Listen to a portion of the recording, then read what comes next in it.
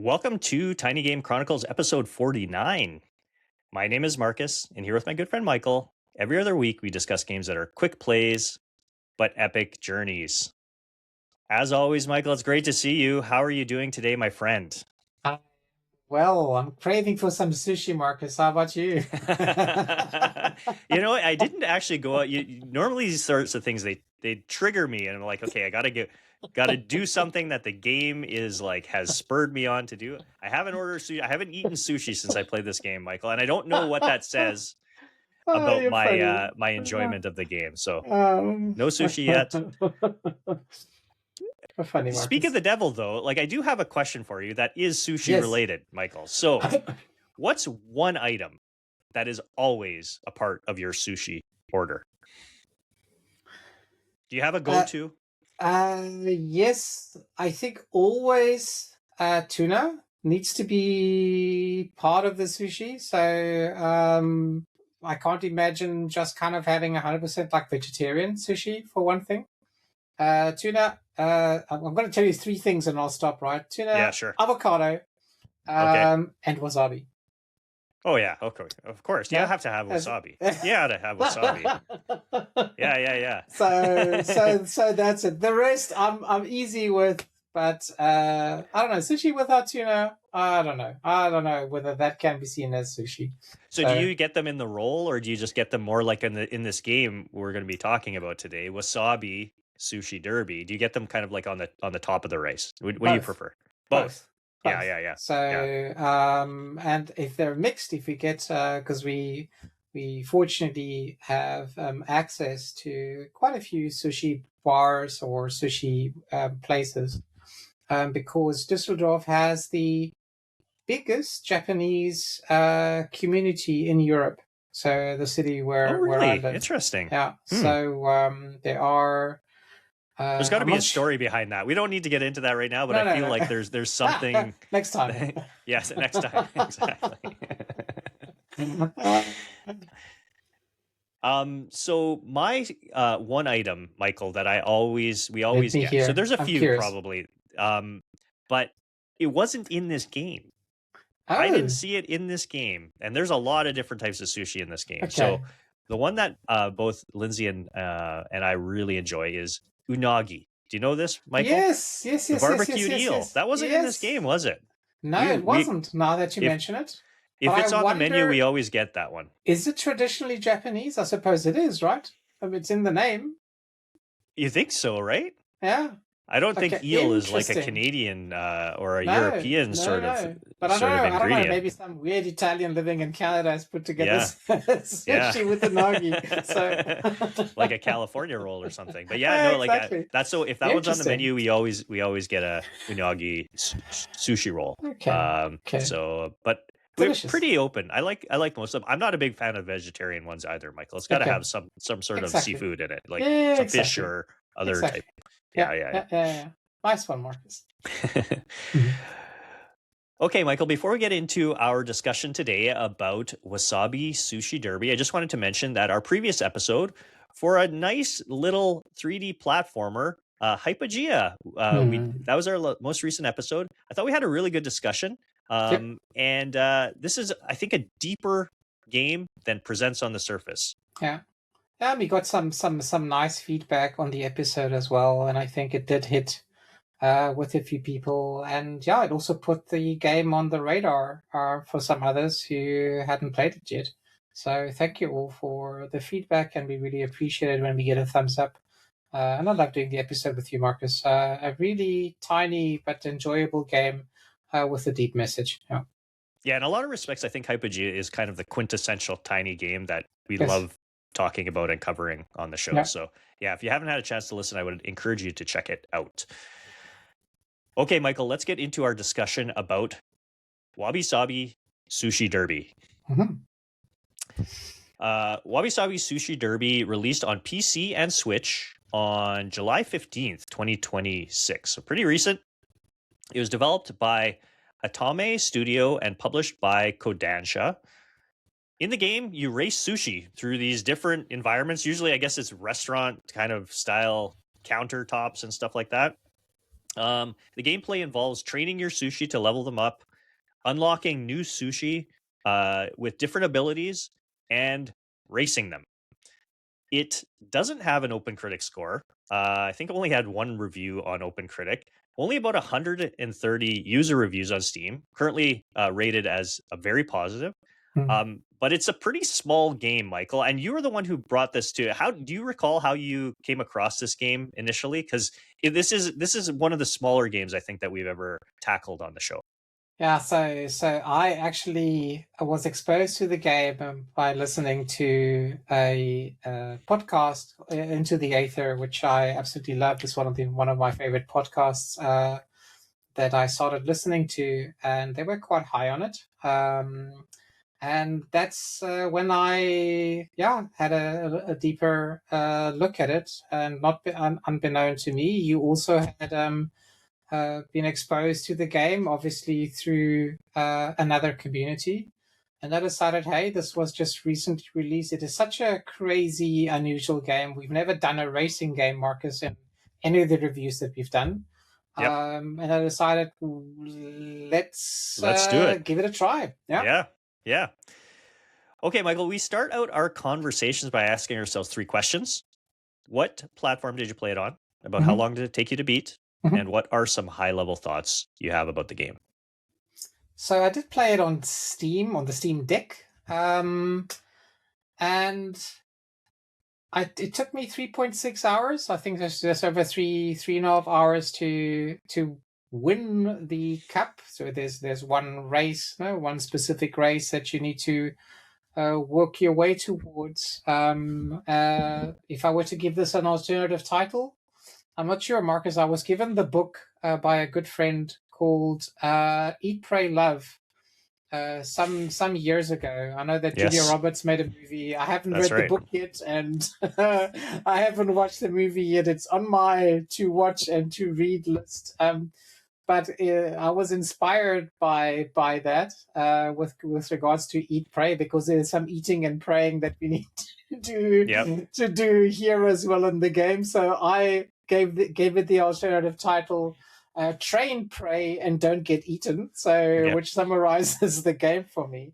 Top line thoughts, I think this is a wonderful, silly game about aliens that discover sushi and bring it out to the galaxy through these kind of interesting ways that you can create different types of sushi, that you can train them, and that you can enter them in sort of sushi races at restaurant counters. I thought this is such a silly idea, but it is also inherently charming. It is incredibly colorful and easy to understand. But there is not a very deep level of strategy, but there is some strategy that you need to take into account in order to win those races. There is an element of risk. And I think the game's unique idea and personality. I think the main question that we'll get into today is perhaps, did that charm have enough breadth to, capture us or captivate that short-term loop that kind of, holds our attention for a longer period of time. And I have some thoughts about that. I'm sure you do too. So what about you, Marcus? What are your top line thoughts? Yeah. First, I did play it on Steam Deck. So did you play it on like your PC, or did you play it on Steam Deck? Steam Deck. Steam Deck. So I don't know if you experienced this as well. This is not a verified game. I think it says unsupported or unknown or something like that in the listing, right? Sometimes the direction stick didn't always work when you're trying to just select things. Select menu items and like I usually, like when I'm just scrolling through a kind of a list of things, I usually use the D-pad. That's how I default to do that, and that never worked. You actually had to use like the stick to be able to move down, and even sometimes that it didn't always work. So that was it wasn't kind of perfect Steam Deck experience, but I was able to get through. It was really only when you're kind of moving through menus that it caused an issue. So it wasn't really like a huge issue. Go ahead. Yeah. No, I think I did tell you, or at least something that I found out, is that you need to put your name in at the beginning. So I think at the beginning Yes, we that's played right. it on PC because then you could put your name in, and then Yeah. or at least I switched over to my Steam Deck. Just Right. because You did there is a mention that. tiny Yeah. piece of typing that you need to do. I totally forgot I about just pulled that, up the but keypad on my Steam Deck and okay. did it that way. Yeah, and Okay, it perfect. worked okay. It worked the way Okay. I think it's supposed to.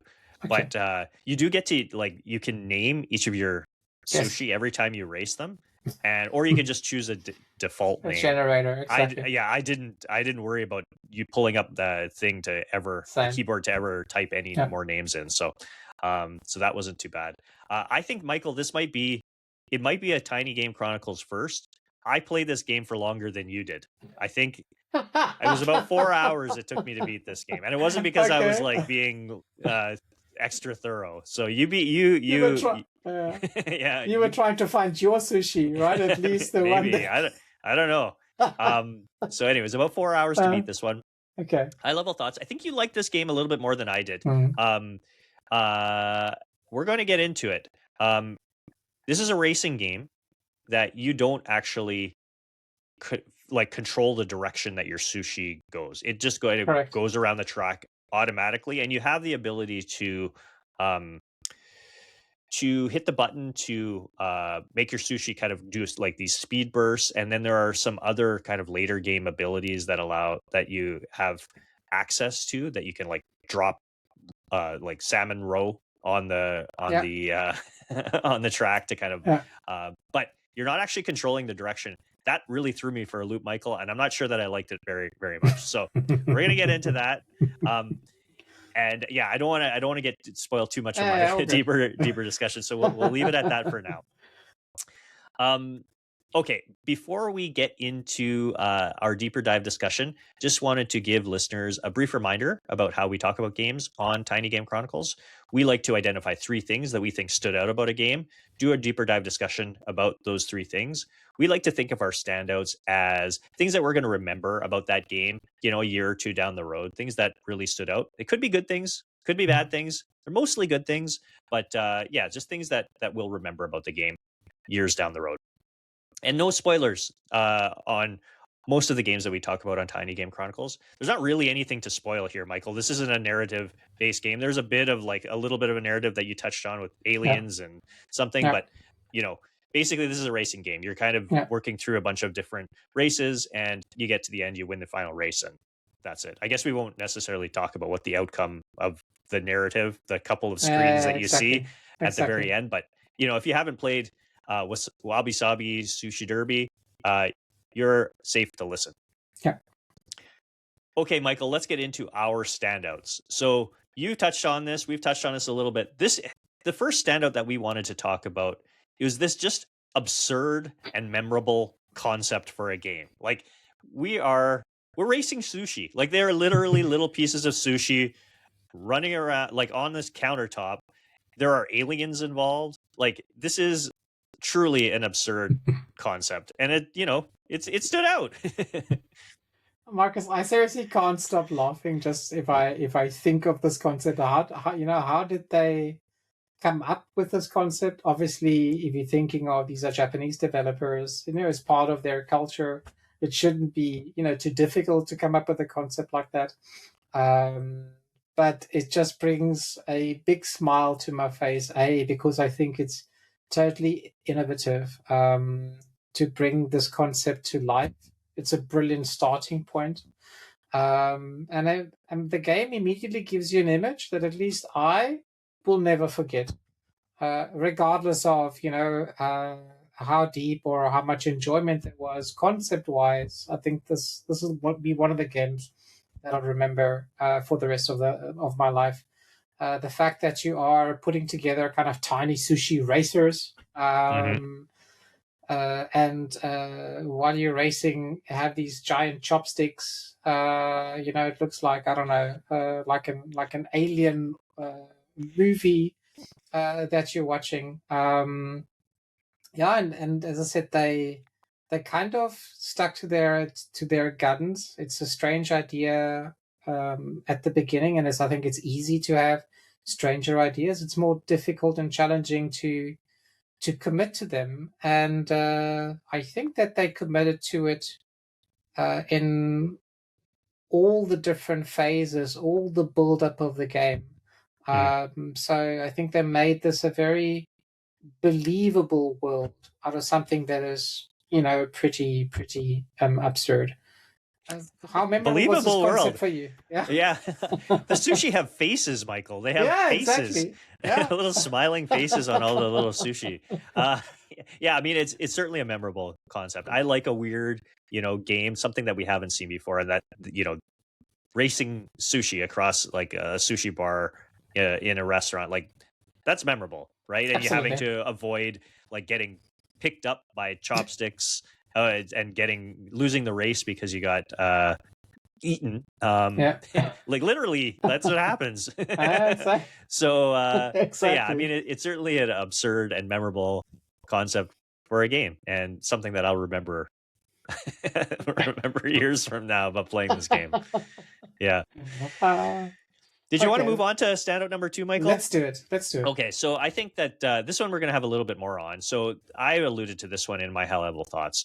The lack of control that you have in the race. So just to recap, do not control your sushi in terms of like the direction it's moving around the racetrack. You are just kind of like on on rails. You're kind of on a path, and you do have the ability to cheer, which gives you like a boost and helps you to evade those chopsticks that are coming down. Yeah. And then later games, certain sushi that you choose have the ability to drop or to do different abilities. So I think like the squid or octopus ones that allow you to shoot ink, which I think messes up the sushi around you. Or you can drop roe, and that kind of acts as like a little bit of a bomb. And so that works, but like it kind of really struck me halfway playing through this game, Michael, that this feels like a mobile game. Like you don't interesting. Okay. Because it's just like you're on rails going through this, and you just tap a button every once in a while to give yourself a boost or to give yourself a drop something like a bomb or whatever, but otherwise you're just on rails. And that really was a turn off for me, because I'll tell you, Michael, and I've told you this offline, but for our listeners, I played this game for an hour, and I wasn't 100% sure. I wasn't having a little bit of effect on the control. I'm like, but it's not really responsive. I just couldn't believe that there would be a game that's a racing game where you're not actually controlling. So it was like my mind was like refusing to believe that I couldn't control this sushi. So I'm like, I think it kind of responded there. It must have maybe once my sushi get more upgraded, I'll have better control. I don't know.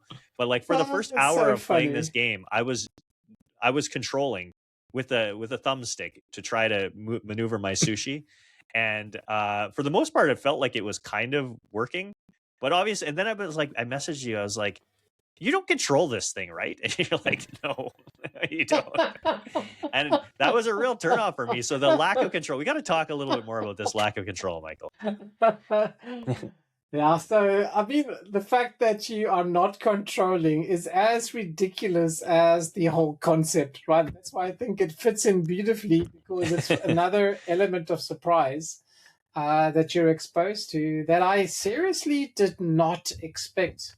I did not expect playing a racing game with you having zero agency with regards to how that sushi is performing.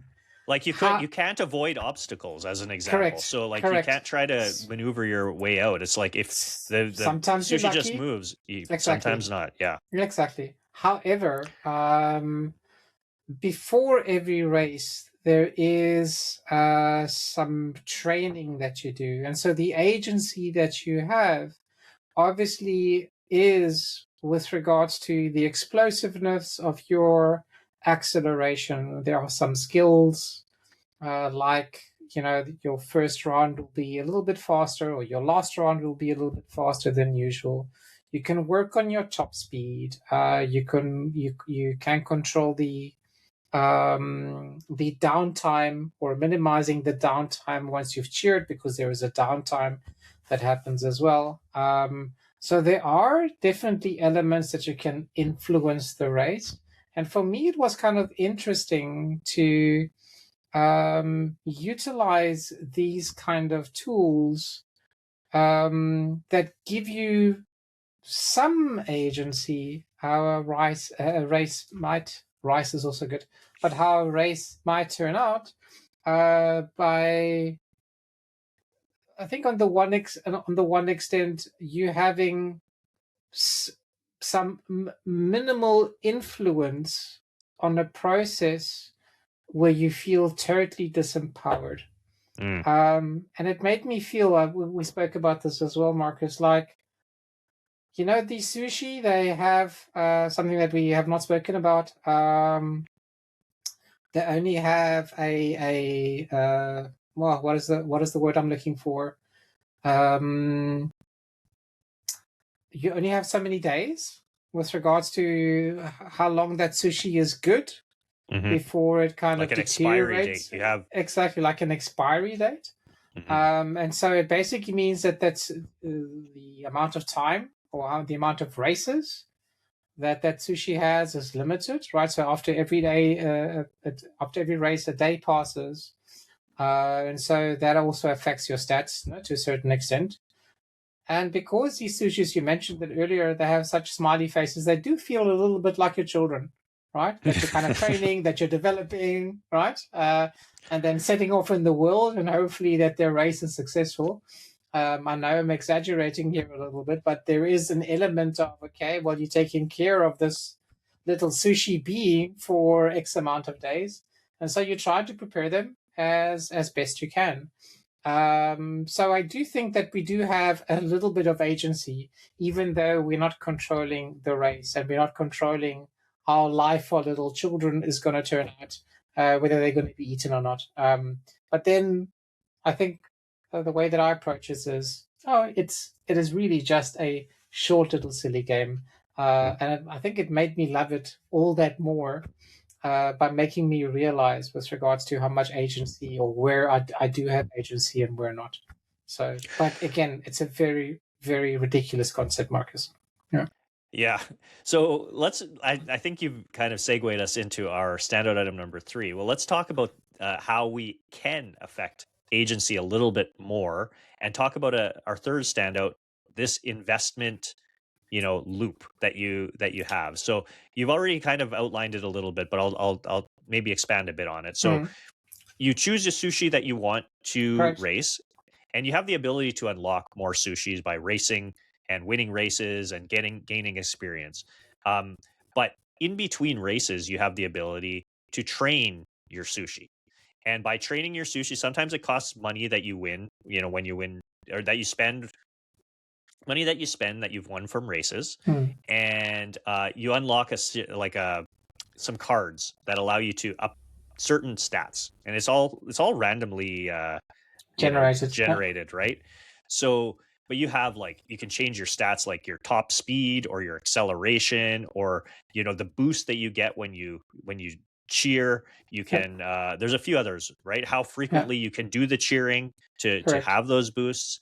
And then there's other sorts of things, like you had said, like upgrade your top speed, or your speed during the first lap, or something like that. So there's a bunch of these types of things, but you can only the I guess the kicker is that you can only use a certain sushi for so many days before it expires. So you can't continue to upgrade it indefinitely. And the other thing that happens too is, after each day, each race that you use the sushi, afterwards it degrades. Some of the stats kind of will go down a little bit, because the sushi's getting a little old, right? It's not quite as fresh as it was before. So there's this kind of constant, I'm going to train my sushi to upgrade its stats, and then after the race, then some of the stats they'll go down a certain amount, and you have to try to really focus on building up the stats if you ultimately want to win the harder, faster races, right? And it is actually an interesting little upgrade system, because there's a very much a push pull in terms of being able to boost your stats, but then it kind of like takes them away too. So you do have to be a little strategic into how you're doing it, because those later races are quite challenging to Totally. beat with subpar sushi that you're racing. 100%. But I think the nice thing, just an element that I want to add there, you mentioned that there are various different sushi types, right? Hmm. So with different types of garnishes, etc., etc.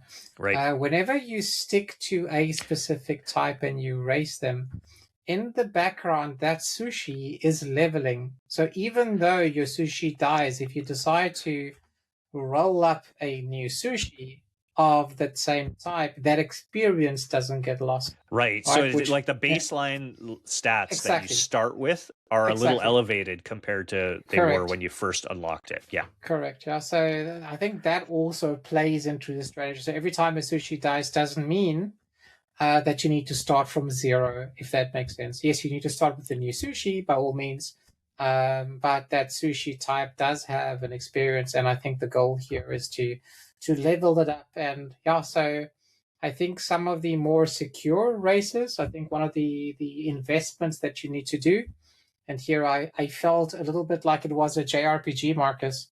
You need to grind, right? You need There to is grinding. grind. Yes, there's actually a decent amount of grinding for a game Yes, that's this small. Like you're having 100%. um to level up your sushi, like so that, like as you said, to increase those baseline stats, so that when you eventually kind of go on the run to try to win the final race, like you're Uh, starting from at least a higher than baseline kind of starting point. Um, one thing I think that made it, again, I'm not sure if it's balanced quite correctly, because like mm, as you when you choose a new sushi that you're going to mold mm, and start to race, it costs money, right? correct. And the better sushi you want to start with, the More more money expensive. it costs. So when you're leveling up some of those like higher end sushis, and you've leveled them up, you say they're level 3, level 4 or something like that, because you've raced them a bunch, it can cost like quite a bit of money. That takes a decent amount of money to save up for. So you end up having to like race different sushi on lower races to win a bunch of prize money to be able to Correct. save up for this better Correct. sushi that you're That's the going to grind. go on that run, that final boss or final race run. And so yeah, you are grinding quite a bit to build up enough cash so that you can then buy the more expensive sushi, so that you can then upgrade that sushi from that higher than baseline, right?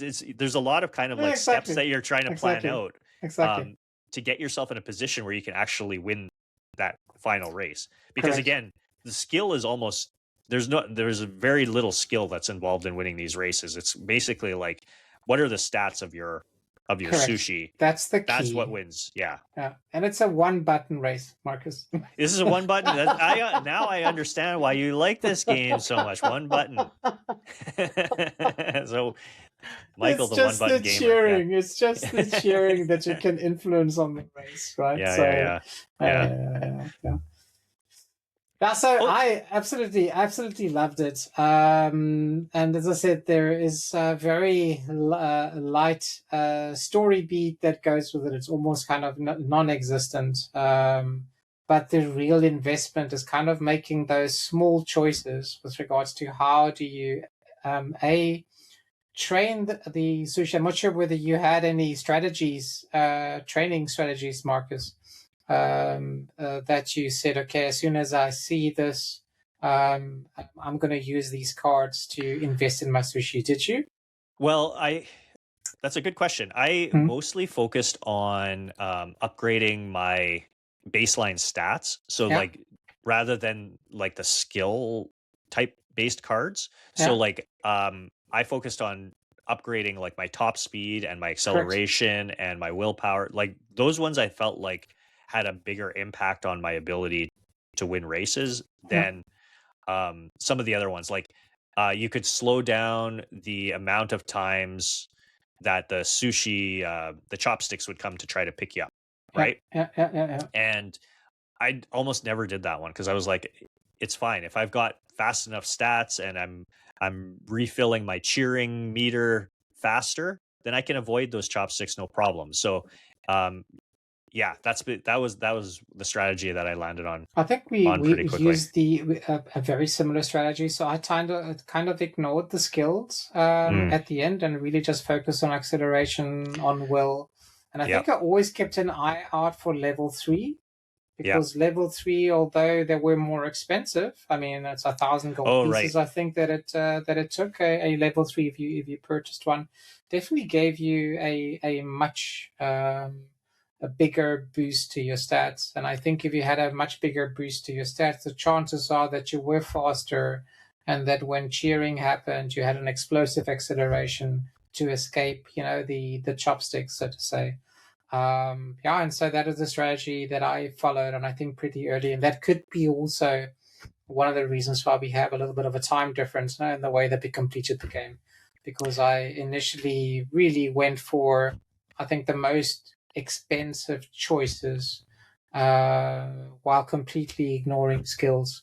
I think that helped me level faster, if that makes sense. Mm, yeah, it's possible. I think, yeah, that last race, I think, um, you have to have a pretty high level sushi because Yeah, um uh the way you can get taken off the course for that one happens a lot quicker and without as 100%. much warning. So you have to have like some good boost and some good speed generation to be able to make it through that course. Um so yeah, did you end up doing did you finish all the races? No, no, I didn't. That's No. why it's 3.6. I just basically, and the credits roll Yep. once you completed the main race, but you still Yeah. have the option, obviously, to level all the other sushis that you haven't, etc., etc. And I Yeah. mean, this is going to be maybe a key question to you, because I think that my answer is clear. I definitely have the feeling that this game seems strongest if it's kind of left as a bite-sized experience. I think Mm, 3-4 hours is perfect. I don't think that would have been an enjoyable game if it was 5, 7, or 10 hours. I don't think I could have enjoyed the game that much. I absolutely loved this game for its ingenuity, but I also loved it for being so tiny, if that yeah. makes sense, right? How did you feel, Marcus? Yeah, I think I would agree. I think like again, I go back to this idea that this feels at least maybe conceptually like this was um initially thought of as a mobile experience Yeah, because yeah, yeah, like these races are really short too. Like you could play this game for 5 minutes yeah. and get something out of it, make a little bit of progress, and then put it down. And you're not having to worry about a control stick. Like it feels like in a lot of respects that this I don't know if it's on mobile. I actually had a heck of a time. When I do the intro of the game, I had a heck of a time finding any information about the Mm, development or kind of any details of platforms. Like mm, there's the devs don't have a website or their social media account doesn't really have anything mm. on it. So I I didn't double check to see if it was available on mobile, but if it's not, it wouldn't surprise me if eventually it gets there and it would be right at home because I think it's good in short bursts. I think that it wouldn't it wouldn't do the game a good service to be a longer game as you were Correct, kind of alluding to. correct. Um and I think the control scheme works probably as good as one could want for a mobile type of experience. So As long as um your one button works, I think it should be.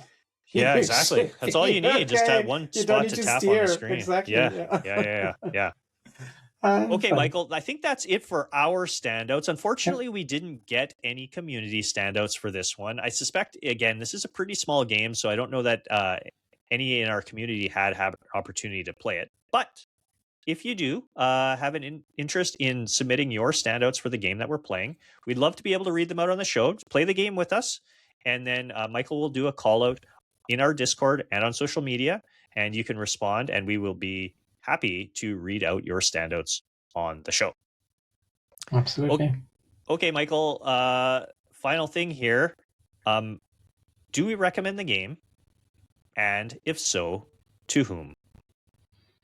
So a big yes for me because, hey, it's tiny, and it's specifically aimed, I think, at players who love strange, cheerful indie games. And I think I'll put in brackets Japanese because this is very distinctive Japanese in its look and feel, and obviously theme.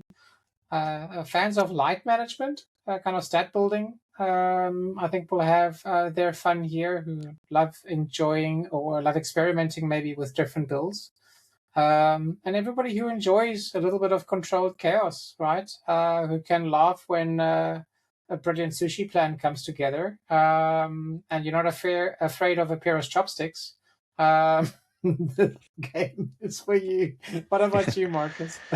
Yeah, I was really coming into this episode prepared to say it. I don't really recommend this game, and I don't know that I have like a strong recommendation. This is a very tepid recommendation, but I don't know that hearing you talk about it and us kind of hashing things out, I think the issues that I have with the game maybe are, there's still issues for me, but Absolutely. I don't know so that they're necessarily something that should dissuade everybody. So like, I think that, what we've said, in the idea of not necessarily controlling your sushi doesn't completely turn you off when you're racing. I think this game could be for you, particularly if you like that loop of upgrading, and there is some strategy involved in being able to get your sushi good enough to the end. So if you like that kind of aspect, I think you could have a fun time with it. It's short. I think you can play it in short bursts. And there's something here. Yeah. It wasn't necessarily a game that I super enjoyed, but that doesn't mean that it's a terrible game or that other people shouldn't play it. So like, I think that if kind of the things that Michael appreciated of the game sound appealing to you, yeah, give it a go. I think it was like $5. $5. Yeah. Like it's Exactly. pretty cheap. So, yeah, you could spend $5 much worse in much worse 100%. Ways. Or put it on your wish list. Wait till it's on sale, and you might pick it up get it even cheaper. $2.50. Exactly. I must say, for $5, the amount of fun and laughs I had out of this game, it's definitely worth the money. So it definitely provides light moments. Yeah. At least for us in Europe while we're having this heat wave, right? So yeah. and just don't, if you do get it, don't get frustrated that you can't control and avoid obstacles when you're in a racing game, because that kind of annoyed me. I was like, oh man, he's running into the wine glasses again. Like, just move out of the way, damn it. Drunk sushi. Well, that's life, right? Who hasn't walked into a wine glass? Right? Okay, Michael, that's it for episode 49. A little bit of housekeeping before we wrap things up here. Of course, we would really appreciate it if you shared, liked, subscribed, and left us a 5-star review wherever you happen to be listening. Aside from that, you can follow the show on Blue Sky at Tiny Game Chronicles. You can follow me on Blue Sky at Marcus O'Neill 79. You can also find me on the 2 other podcasts that I do. Hype Factor, a fantasy critic podcast that I do with my good friend John 32. That's a monthly show. Our last episode, as of recording, is episode that we did with our good friends from Blowing Cartridges, where we talked about the biggest fantasy critic mistakes that people make.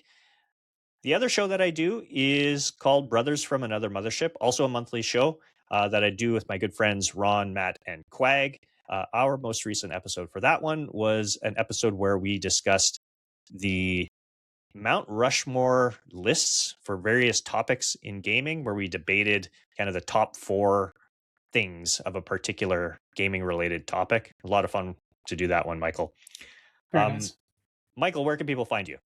So you can also find me on Blue Sky under Drellish, DRELLESH. And you're welcome to also join us on Discord. So the link to our Discord will be in the show notes. We have a lively but tiny community, and we love when people send us recommendations. So if you have a tiny game that you like, that we haven't played or discussed, you're welcome to put that on our radar in the specific channel. And you can also find us, Marcus, on YouTube, right? So the unedited, unshaved version, as we would call it. You're welcome to give us a like, on YouTube. Also, if you just look up Tiny Game Chronicles, you should be able to find us. Yeah, and we're doing like Michael said, mostly unedited episodes over there. Depends how many big mistakes we've made in the episode. I think this one's pretty clean, Michael. I think this is a pretty clean episode for this. So you're going to get a pretty unedited episode for Wabisabi. And then we do some shorts on there, usually one per episode. So if that all sounds interesting, we'd really appreciate if you give us a like and a follow over on YouTube. And then the other place that you can find Tiny Game Chronicles is on somanygames.co.uk. We are writing monthly articles on our column, TGC Monthly, that we have over there. So we pick a game that we've covered on the show, and we write a little article, kind of very similar to the format that we do our episodes in here, and we kind of put that in written form on the site. I would highly encourage listeners to go check out our most recent one, as of recording at least, 1997 Reloaded. Michael did a phenomenal job on that one. Really, really good stuff, Michael. So yeah, I will put a link to that one in the show notes. So yeah, click on that, give that a read, and let Michael know that you did it and you appreciate it, because he did a really great job. Woo-hoo. Okay, Michael, last thing we need to do is introduce our next game. Dun, dun. So this one released on November 8th, 2024. It was the first game developed by a developer by the name of Unreliable Narrators. I like that name. That's a good That's a cool name. That's a cool dev name.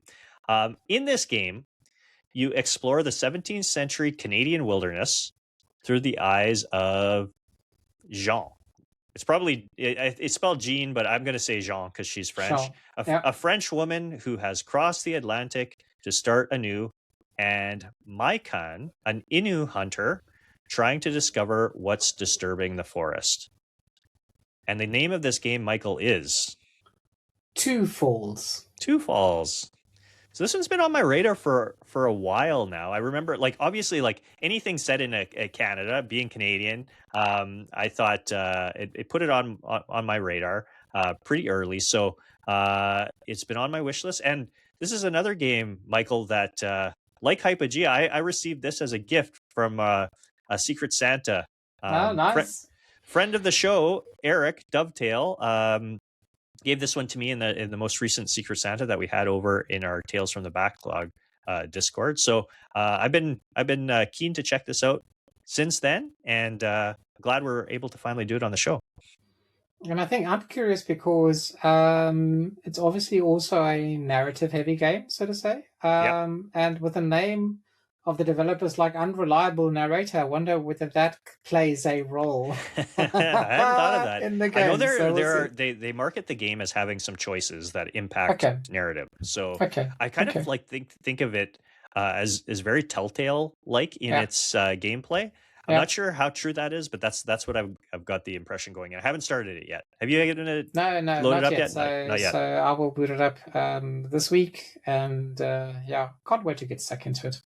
I understand that members of the indigenous community, or consultants, were highly involved in the development of this game. So I think that it's going to provide a pretty grounded and honest interpretation of this colonial period in northern Canada. So I'm looking forward to seeing how all that stuff is portrayed, because historically in media, it hasn't always been done with the utmost of care. So it sounds like this one might be. So I'm excited to check it out. I think it's our first colonial game that we've done on the show, right? If you're gonna give that a title, right? We've played Arco, but we haven't. Obviously, Arco does not follow the format, right? So yeah, Arco's a little. We have played it personally. Both of us played it earlier this year and enjoyed it quite a bit. But yeah, that it's not quite Tiny. A little bit bigger than Tiny for that one. Yeah. So but it's at least a second